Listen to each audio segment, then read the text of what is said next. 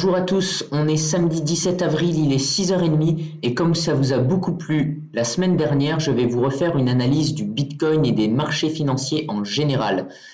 Dans cette vidéo, il y aura une analyse technique couplée à une analyse psychologique. Ensuite, on verra mes portefeuilles, comment j'ai investi et comment je compte investir.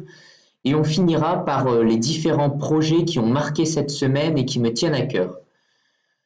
Dans un premier temps, on va analyser le roi des crypto-monnaies, qui est bien sûr le Bitcoin. Comme vous le voyez, le Bitcoin est toujours en tendance haussière. Les moyennes mobiles que j'utilise, qui sont des moyennes mobiles 20 périodes et 50 périodes, sont toujours bien parallèles et orientées à la hausse. Rappelez-vous que la semaine dernière, j'ai l'impression que ça fait un mois limite, il s'est passé tellement de choses. Je disais qu'on était en train d'invalider la divergence baissière. Samedi dernier, on était le 10 avril. C'est donc cette bougie, le 10 avril, elle montait, je me rappelle, ça avait bien monté le matin. Et là, on vient se reposer sur ces mêmes niveaux, mais par le bas. On a marqué des plus hauts durant la semaine, c'était le 15 avril.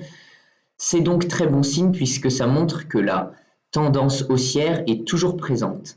Maintenant, pour se positionner ici, c'est tendu, ça peut fonctionner, mais comme je vous le disais la semaine dernière, maintenant qu'on a cassé la divergence baissière, on a donc on a réalisé un faux signal, puisque lorsqu'il y a une divergence baissière, nous sommes censés parier à la baisse théoriquement. Sauf que c'est une mauvaise compréhension des traders débutants. On leur apprend souvent que lors d'une divergence baissière, je répète ce que c'est une divergence baissière, si vous le voyez, les points hauts du Bitcoin forment des plus hauts consécutifs. Les points hauts sont de plus en plus hauts, mais les points hauts sur le RSI sont de plus en plus bas. C'est donc une divergence et ça montre un essoufflement du marché, ce qui est le cas. On hésite de plus en plus à investir sur le Bitcoin au fur et à mesure qu'il crée des points de plus en plus hauts. Là, la divergence baissière a été invalidée, donc ça piège de nombreux opérateurs et ça donne un signal de hausse, ce qui s'est passé. On a eu une belle hausse le 13 avril. Maintenant, pour se repositionner à la hausse, il faudrait théoriquement attendre que le RSI vienne se reposer sur cette zone de neutralité que j'ai tracée ici, entre 56 et 52. J'utilise ici un RSI 34 périodes avec pour valeur la fermeture des bougies, la clôture. Maintenant, on va passer sur du graphique 1 heure en Bitcoin. Ce qui est dommage ici, c'est qu'on ne soit pas allé casser les 60 000, puisque ça aurait cassé de nombreux stop-loss et ça aurait fait une purge pour le marché. Ici, on hésite encore. Comme vous le voyez, sur un graphique 1 heure, on est en dessous de la zone de neutralité. C'est ça qui ne me plaît pas. Ça donnerait bien envie quand même au marché d'aller retester, d'aller casser ces 60 000 histoire de bien purger avant de repartir. Ça ne m'étonnerait pas. Je vais vous montrer un site intéressant, c'est bybt.com/liquidation. Ici, ça nous montre en fonction de... Donc ça regroupe tous les brokers, tous les courtiers sur crypto-monnaie et il comptabilise les liquidations, c'est-à-dire que lorsqu'on trade avec marge, ce qui est très régulier lorsqu'on va utiliser un effet de levier, eh bien, on a, comme son nom l'indique, une marge. C'est-à-dire que quand cette marge est utilisée, eh bien, le courtier liquide automatiquement la position. Sur les dernières 24 heures, il y a eu 2,6 milliards de liquidations, ce qui est énorme, avec la plus grosse liquidation qui a eu lieu sur BitMEX, qui est un trader connu pour les marges, et sur le EOS. Sur les dernières 24 heures, il y a eu beaucoup de liquidations, 2,5 milliards. C'est à cause de ce point bas qu'il y a eu sur les marchés. C'était donc hier entre 14h et 18h UTC. C'était dans l'après-midi d'hier pour nous et ça a déclenché de nombreux stops, des appels de marge suivis d'une forte hausse. Donc ceux qui étaient à la hausse ont été piégés, ceux qui étaient à la baisse sont maintenant piégés. Ça a fait une grosse purge sur le marché. Il est très intéressant que vous alliez regarder ces sites. Ça vous donne des informations assez uniques. Vous actualisez, vous mettez par exemple sur l'heure et vous voyez les différentes liquidations. En ce moment, on voit qu'il n'y a pas beaucoup de liquidations, c'est normal, le cours bouge peu, à part sur le Dogecoin. Plus bas, vous pouvez voir ce qui se passe réellement. Là, on voit que c'est des positions longues sur le Dogecoin qui sont liquidées. Ça veut dire que très certainement, le Dogecoin est en train de baisser un petit peu, ce qui est normal vu la hausse folle qu'il a subie. Voilà, le Dogecoin baisse. Donc tous ceux qui se sont positionnés à la hausse en pensant que ça allait encore faire que monter, eh bien là, ils sont en train de se faire liquider.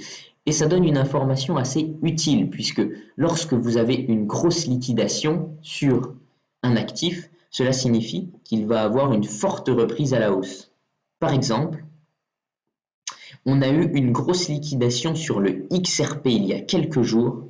Le XRP, c'était sur les 1,57. Donc vous voyez ici, 1,57 $, c'était au plus bas de cette bougie rouge. C'était avant-hier et il s'en est suivi une forte hausse.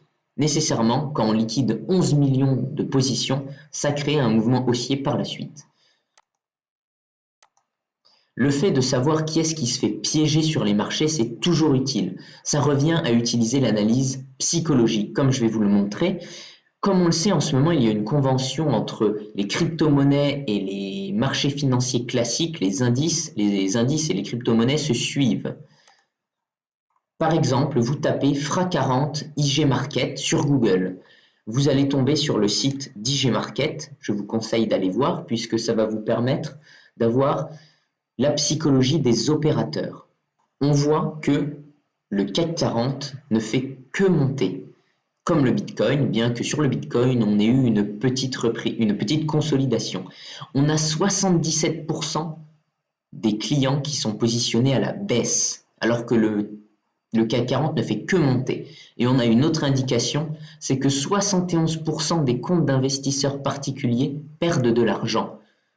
À votre avis, si 71% des clients perdent et que 77% sont positionnés à la baisse, quelle est la probabilité que le titre monte? Elle est plus grande que la probabilité qu'il baisse. Bien sûr, ce n'est pas toujours vrai. Ça donne une indication. Ça n'empêche pas au titre de baisser, mais ça vous donne l'indication que lorsque le titre va monter, ça va entretenir la hausse puisque au fur et à mesure que le titre monte, eh bien, tous ceux qui sont positionnés à la baisse sur les contrats, si c'est des contrats futurs, ils ont forcément des stop loss. Au bout d'un moment, il y aura un appel de marge. Et donc, ça va entretenir cette hausse. On peut faire la même chose sur le Bitcoin, mais c'est moins intéressant car sur le Bitcoin, depuis que je regarde le Bitcoin, les contrats sont toujours majoritairement à la hausse. On est entre 75 et 80%. Là, on est carrément sur du 82% à la hausse. Ça sent pas très très bon. C'est un petit peu trop selon moi. Mais comme je vous le dis, ça a peu de sens sur le Bitcoin. Pour parfaire l'analyse psychologique, il y a aussi un site très intéressant. Il s'appelle alternative.me crypto/fear and greed. Donc, la peur et la cupidité, on va dire. En ce moment, on est sur des niveaux moyens de peur. Vous voyez, l'indice Fear and Greed, il est à 76%. Donc, les gens sont greedy, ils sont cupides, ils sont euphoriques. Voilà comment on pourrait le traduire. Mais pas autant qu'ils l'étaient en février, par exemple, lorsque le Bitcoin avait fait ses plus hauts. Je vais vous les montrer. Vous le voyez, on va repasser en journalier. En février, c'était ici, on était sur des niveaux historiques d'euphorie. Ici, on peut penser qu'on a encore de la marge et donc ça peut faire penser. Maintenant, sur la deuxième crypto-monnaie majeure, on va dire, c'est l'Ethereum. Pareil, sauf que ici, la montée est beaucoup plus puissante. Je l'avais dit aussi dans la dernière vidéo, l'Ethereum avait plutôt invalidé cette divergence baissière beaucoup plus tôt que le Bitcoin, ce qui avait déclenché un signal haussier précurseur et montré une certaine puissance dans le mouvement à venir sur l'Ethereum, qui en plus avait pendant quelques mois, quelques semaines, consolidé beaucoup plus que le Bitcoin. Maintenant, on va passer à ce qui m'intéresse aussi, le XRP. Alors le XRP, comme on le sait, c'est la monnaie, le token Ripple de Ripple. Ripple est en procès avec la SEC et il y a eu des informations positives en ce qui concerne le procès. Ça se passe plutôt bien, mais on ne sait pas encore ce que va décider la SEC et c'est donc un actif qui est soumis à beaucoup de spéculations. J'ai l'impression qu'il s'est passé un mois puisque la dernière fois qu'on se parlait, c'était donc le 9 avril. On était sur cette consolidation ici et depuis, on a fait x2 et on a rebaissé. On est en train de consolider, ce qui est plutôt bon, car monter comme ça, bien sûr qu'on ne sait jamais où est-ce que ça va s'arrêter. Le chiffre rond des 2 a servi de butée, tout comme ici on avait buté sur les 1, mais c'était tellement évident qu'on allait buter sur les 1 que bien sûr ça l'a cassé, encore une fois pour liquider les positions vendeuses. Ici, on n'a pas cassé les 2, mais je pense qu'on va pouvoir les casser, bien que en 1 heure, comme vous le voyez, j'aime pas trop le graphique du XRP, je sais pas trop ce qu'il me fait. Il aurait dû buter sur cette zone de neutralité, mais il l'a cassé, et maintenant il est en train de taper, mais en passant par le bas. Donc, j'aime moins. Désolé, mon ordinateur bug un peu. En plus, ici, on avait une belle zone, un beau support sur les 1,6 qu'on a cassé. On a essayé de réintégrer et on l'a recassé. Et là, on réessaye de réintégrer. Mais cette zone maintenant, qui était une zone de support, sert de résistance. Donc, pour qu'on soit à nouveau haussier sur le Ripple, pour moi, il faut repasser ce niveau du RSI, recasser cette zone de support et vraiment aller au-dessus des 1,8, ce qui serait un très bon signal, casser ce signal baissier qu'il y a sur le XRP. Une fois que ça se sera fait, alors là, on peut aller sur les 2,5, 3 dollars, enfin 2,9 disons, et je pense qu'il sera clairement temps de prendre une partie de ces bénéfices, à moins que vous vouliez miser gros sur le Ripple, mais ce qui me semble assez risqué. Maintenant, on va parler de mes positions. Comme vous le savez, un de mes courtiers préférés, ma plateforme préférée en crypto-monnaie, c'est Nexo. C'est là où je suis depuis très longtemps, nexo.io. Si vous voulez rejoindre la plateforme, je vous mets un lien dans la description. Ça ne me rapporte rien, mais il y a peut-être une chance que j'ai accès en avant-première à la carte bancaire de Nexo. Ça me permettrait de la tester et de vous faire une review. Donc, ça peut toujours être intéressant. La semaine dernière, j'étais à 52 000 $ et là, je suis à 57 000 $, ce qui est plutôt sympathique. Le Nexo a monté, alors là, c'est une bonne surprise et j'en ai vendu. Je vous montre ce que ça donne en graphique. Le Nexo, je déprimais un petit peu, il ne bougeait plus, toutes les crypto-monnaies s'appréciaient et lui, il ne faisait rien du tout. Encore la semaine dernière, c'était le 9 avril, bon bah, il était bloqué vraiment en dessous des 3 sur les 2,8 $, mais la tendance haussière était très saine. Comme vous le voyez, c'est un cas d'école, c'est la méthode qu'enseigne Tammy Kaba, je vous le conseille, c'est un des meilleurs youtubeurs sur l'investissement. Le Nexo venait se poser sur la zone de neutralité à de nombreuses reprises. J'avais donc renforcé ma position aux alentours de 2,4 $ et j'en avais revendu un peu tôt, vers les 2,7. Mais ça faisait longtemps que je stockais beaucoup de Nexo, donc je voulais me séparer, histoire de me rassurer psychologiquement. Car certes, il y a l'aspect je me doute que ça va monter et il y a l'aspect psychologique où il faut arriver à dormir sur ses 2 oreilles, il faut réussir à rester calme car bien sûr il y aura des périodes de consolidation et si on est trop fragile psychologiquement, on en vient à faire des erreurs et à vendre au plus bas. Ce qui s'est passé d'ailleurs quand j'avais 17 000 $ de Bitcoin, je vous l'explique dans ma vidéo sur mon portefeuille crypto-monnaie. J'ai un peu stressé et j'ai vendu alors que je me doutais que ça allait casser les 60 000. Mais après, il y a aussi le timing et la psychologie, donc je ne veux pas que ça se répète. Ici, sur le Nexo aussi, on avait une divergence baissière qui a été invalidée et qui a occasionné un beau signal acheteur. C'est un peu dur de dire exactement, mais c'est sur ces points-là. On venait taper la zone de neutralité et on invalidait la divergence baissière, ce qui était un signal très haussier. Mais il a mis beaucoup de jours avant de le valider, donc j'étais assez mitigé. Finalement, il s'envole sans raison. Alors quand un titre s'envole sans raison, ça c'est génial, quoi, c'est pépite. C'est un peu comme le Tron, il s'est envolé à une époque sans raison. Et ça veut dire qu'il y a encore beaucoup de puissance, car par exemple le XRP s'envole mais avec une nouvelle, c'est-à-dire des bonnes nouvelles en ce qui concerne l'avancée sur le procès.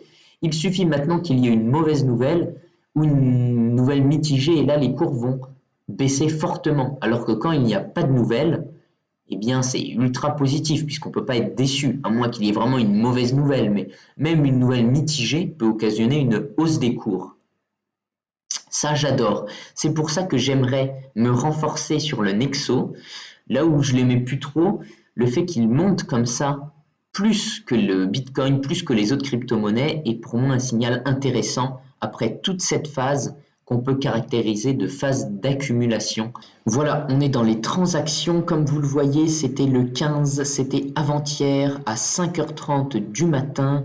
J'ai vendu 250 Nexo pour 925 USDT et j'en ai vendu un tout petit peu avant aussi à minuit 40. J'en ai vendu 750 Nexo pour 2700 $. Donc mon premier échange, je l'ai vendu pour un Nexo qui valait 3,6 $. C'est pas mal, mais c'est pas au plus haut. Et le deuxième, je l'ai vendu pour 3,7 $. Je suis assez content puisque mon objectif de première vente, c'était aux alentours des 3,30 $, une fois que les 3 $ étaient cassés. J'ai aussi de nouvelles résolutions en ce qui concerne mes investissements. C'est un principe tout simple, mais que personne ne fait. C'est de couper les positions qui montrent les performances les moins bonnes et de arbitrer, donc de mettre cet argent sur les positions qui marchent le mieux.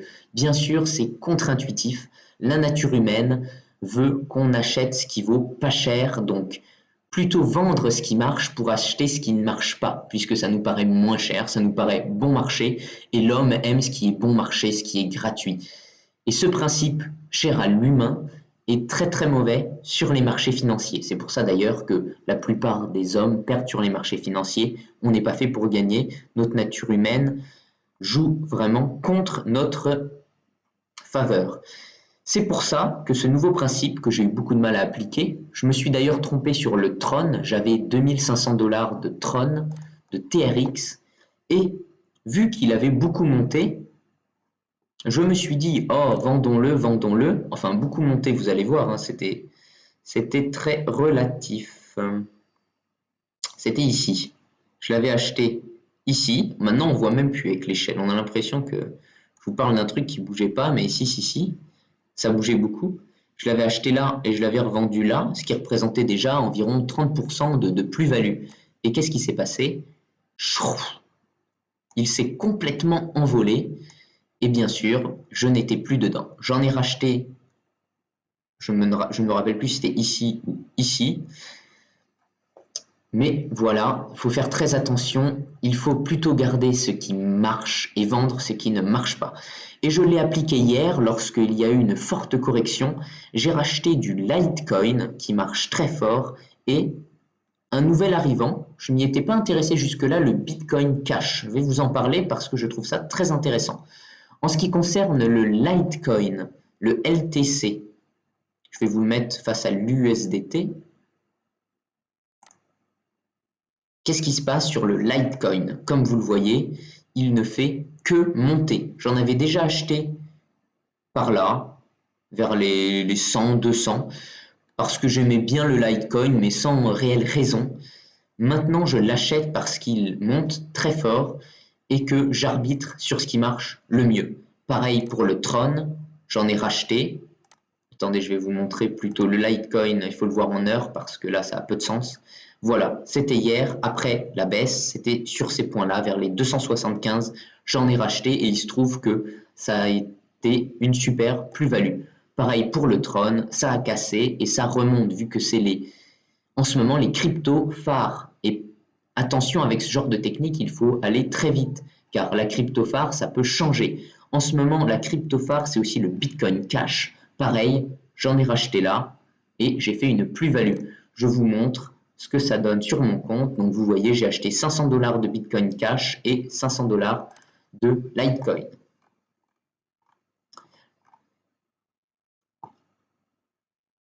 Le Tron me montre une belle plus-value, 1500 $, j'en avais acheté pour 1200 $. Le Litecoin, je suis à 1641 $ pour un achat de 1000 $ environ, et le Bitcoin Cash, 500 $ se sont transformés en 642, ce qui est très intéressant et ce qui a permis de compenser la petite baisse sur le Nexo Token. Je garde donc un portefeuille à 57 000 $ et j'en suis ravi. Théoriquement, si j'avais voulu arbitrer sur tout ce qui marchait le mieux, j'aurais dû prendre du Dogecoin. Comme vous le voyez, le Dogecoin, c'est celui qui a fait la plus grosse progression ces derniers temps. Il est ici. Il fait vraiment que monter. Mais au final, j'ai bien fait de ne pas le prendre puisqu'il a rebaissé.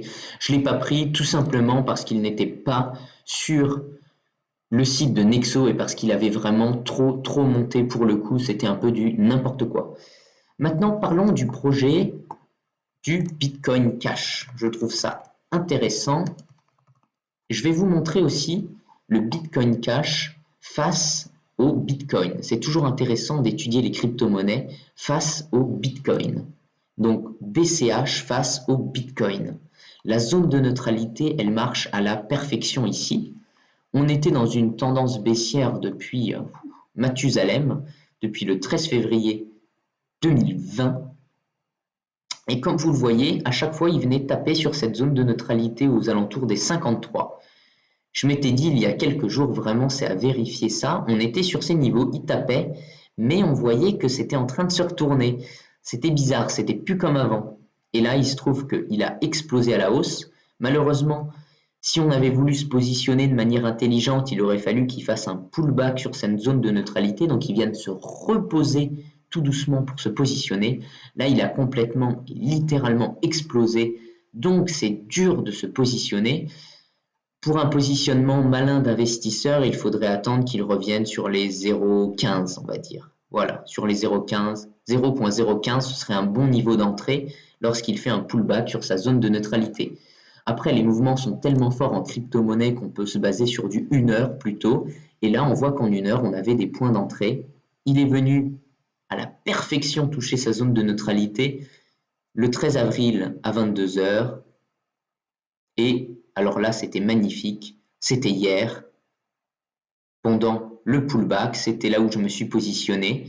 Moi, je ne me suis pas positionné sur le Bitcoin Cash versus BTC, mais sur le Bitcoin Cash USD. Mais c'est pareil, hein, c'est au final l'appréciation du Bitcoin Cash face au marché. C'était un signal d'entrée parfait, mais je dis pas ça pour me vanter, hein, c'était de la chance, car en ce moment tout le monde monte aussi, et on compte les points à la fin de la partie, c'est-à-dire lorsque j'aurai vendu. Ça se trouve, je vais me faire piéger, je ne vais pas réussir à vendre. Qu'est-ce que c'est maintenant le Bitcoin Cash? Le Bitcoin Cash est une crypto-monnaie issue du Bitcoin. C'est, comme son nom l'entend, BCH, ce veut être une version permettant beaucoup plus de transactions par bloc à moindre prix que le Bitcoin, bifurquant du protocole Bitcoin le 1er août 2017. Jusque-là, ça n'avait intéressé personne. Comme vous le voyez, ça faisait que baisser. On va le mettre en max. Alors voilà, ça a été lancé en 2017. Ça n'intéressait personne. Il est tombé à 87. Il est remonté un peu pendant la bulle de 2018. Et c'est que maintenant qu'il casse tous les niveaux.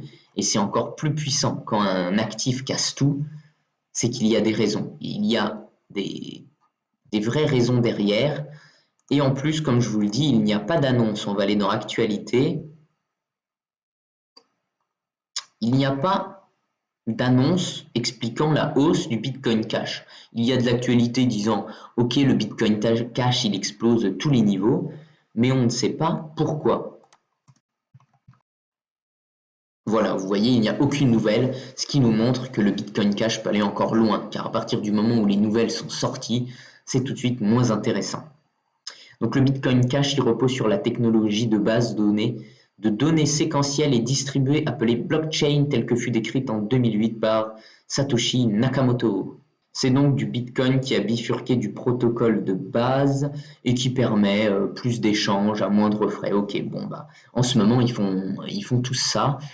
Mais c'est sûr que c'est intéressant puisque le Bitcoin, comme l'Ethereum, c'est très cher et on s'oriente vers les crypto-monnaies moins chères. Encore une fois, ça c'est bizarre puisque tout le monde dit ah l'Ethereum, on va sur les nouveaux protocoles, on va sur le GLD, on va sur le Tron, on va sur la Binance Smart Chain.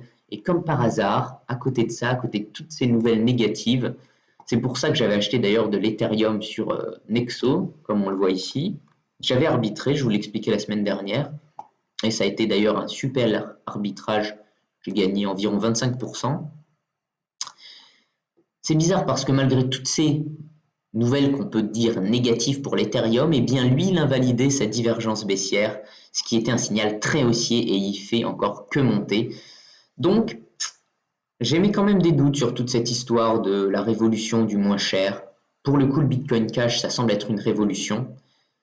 Car le Bitcoin peine un peu à monter à côté de l'Ethereum, mais pour l'Ethereum, je dirais qu'il a encore de beaux jours devant lui et que tout ce qui est nouvelle technologie voulant le concurrencer, ça a encore ses preuves à faire.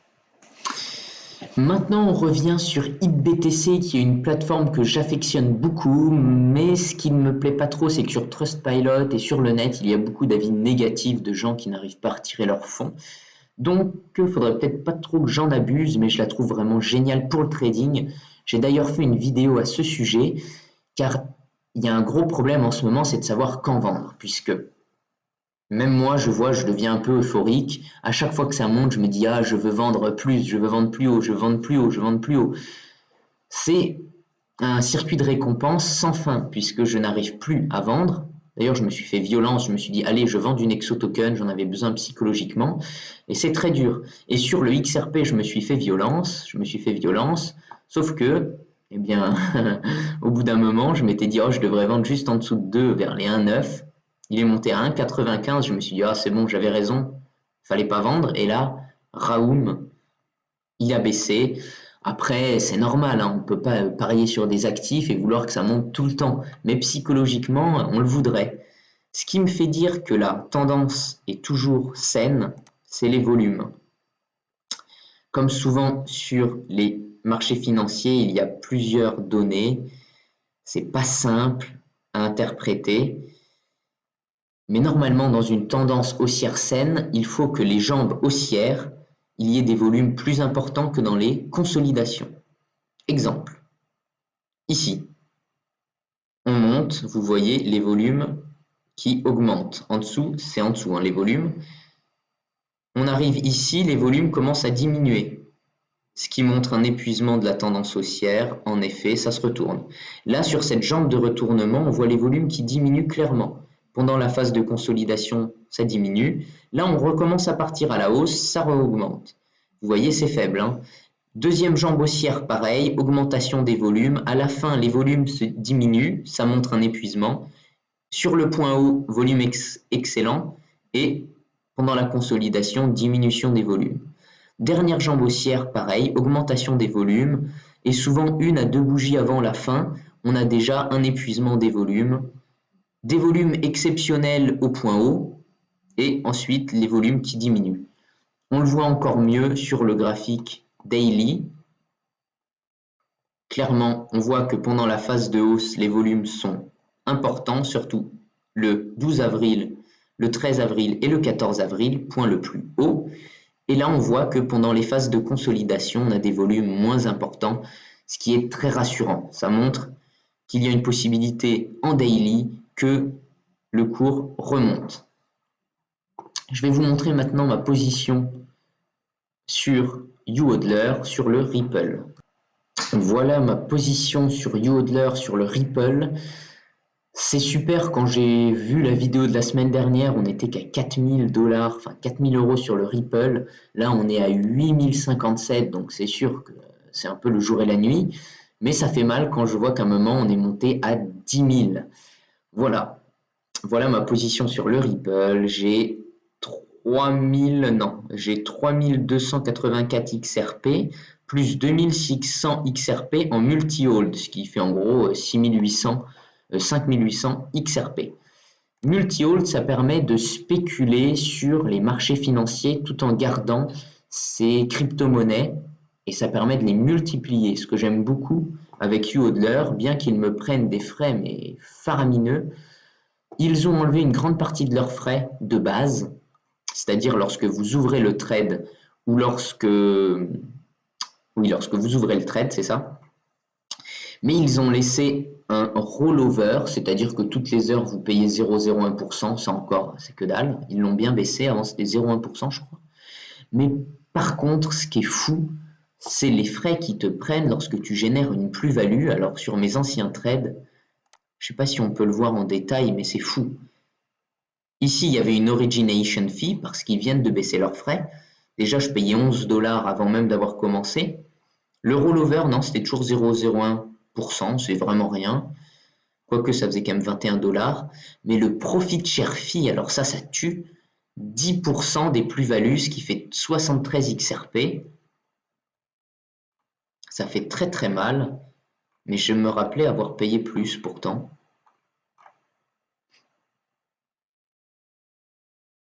Bon voilà, ça fait quand même mal, ça fait presque 150 $ le trade au moment où je l'ai fermé. C'est pas très agréable. Donc là, je me suis positionné à plusieurs reprises pour 650 XRP sur le Ripple. Pour le moment, je perds. J'ai peut-être été un peu ambitieux.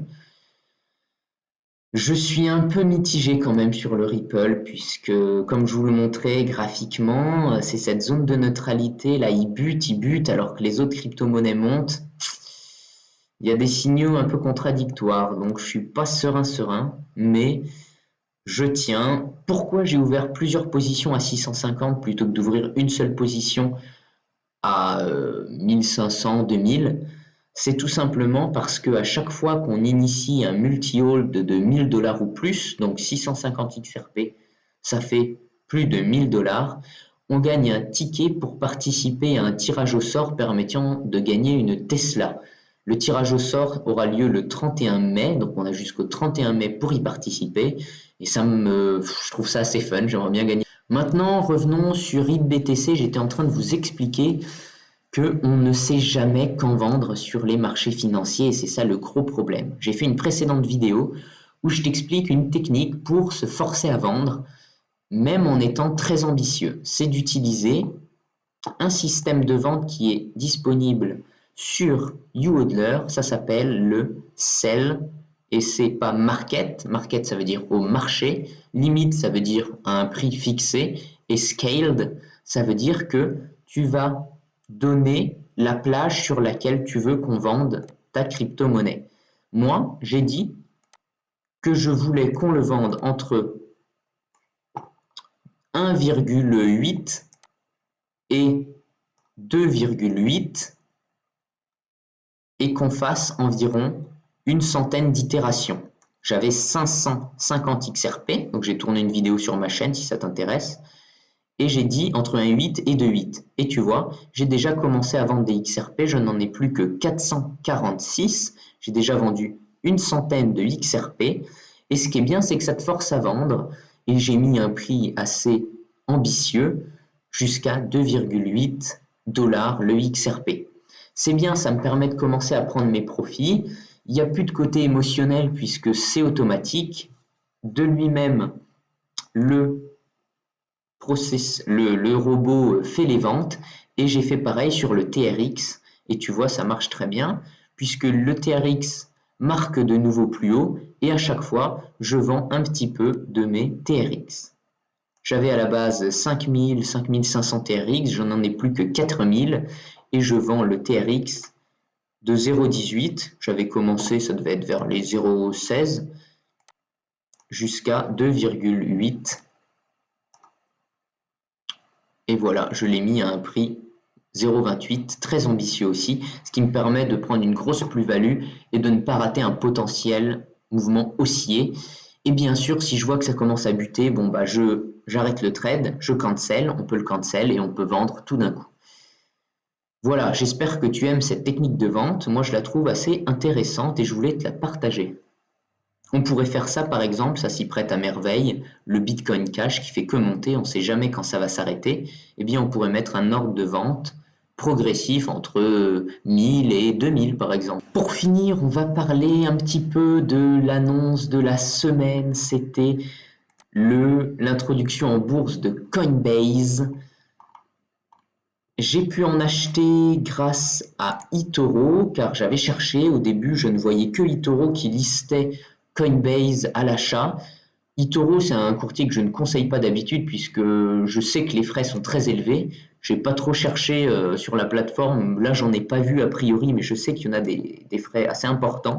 Peut-être quand on retire de l'argent ou même quand on trade. De toute façon, vu tout le marketing qu'ils font, chaque fois qu'on ouvre des vidéos YouTube, enfin en ce qui me concerne, j'ai eToro, donc j'imagine que clairement ils n'ont pas les frais les plus bas. J'ai pu racheter du Coinbase sur Revolut. Revolut, je vous mets un lien pareil dans la description. En ce moment, ils offrent 60 € pour l'ouverture d'un compte, ce qui est génial. C'est une néobanque qui te permet de payer dans toutes les devises et avec des frais beaucoup moins élevés que les banques traditionnelles et même moins élevés que les banques en ligne. C'est ce qu'on appelle une néobanque et ça se fait avec une application mobile. Voilà, donc j'avais acheté à l'ouverture avec eToro. J'avais acheté vers 380, je crois. 380, 400. Je crois que c'était dans ces eaux-là. Donc je l'ai mal acheté. Mais voilà, je voulais l'acheter à l'ouverture. J'ai pris une action. Je me suis dit, de toute façon, ça m'amusait. C'était pas dans un but purement investissement qui doit gagner tout de suite. Et j'en ai racheté par contre 400. Combien là? Je vous montre. J'ai mon smartphone, j'ai l'application Revolut, j'ai acheté 425 $ de Coinbase.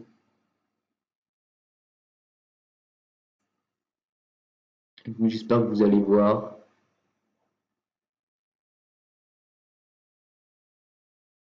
Voilà. Et il monte en ce moment de 6%. Donc j'ai dû le toucher à bon prix. Pour le coup, j'ai dû le toucher par là. Coinbase, est-ce que je conseille je dirais,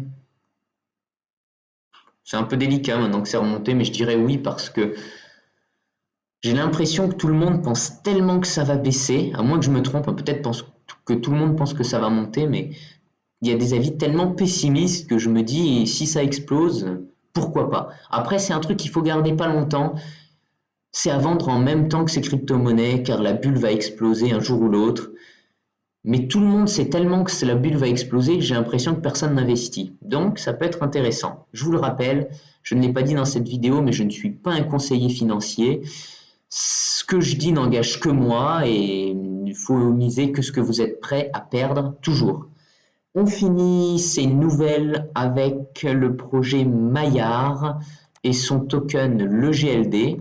J'aime bien le projet Maillard et son token EGLD. Je vous mets pareil un lien dans la description. J'en ai parlé dans ma précédente vidéo qui s'appelait L'argent tombe du ciel, car ils sont en train de réaliser ce qu'on appelle des airdrops, c'est-à-dire qu'ils lâchent des tokens aux détenteurs d'EGLD. Comme ils lancent leur plateforme d'exchange, ils lancent un nouveau token, le MEX, et tous les détenteurs d'EGLD sur la plateforme Maillard vont recevoir des MEX entre le 19 avril et le 19 avril 2022, ce qui peut être très intéressant. Et en parallèle de ça, ils lancent leur Launchpad, c'est-à-dire un système permettant de financer des startups dans la crypto-monnaie. Voilà ce qui est pour les nouvelles, pour l'analyse des crypto-monnaies. J'espère que cette vidéo t'a plu. Si ce n'est pas le cas ou si c'est le cas, dis-le moi en commentaire. Dis-moi dans quoi tu vas investir, ce que tu penses des différents projets. Ça permet de booster la chaîne. Mets un pouce bleu et abonne-toi. Ça soutient la chaîne aussi. Et je te souhaite un bon samedi.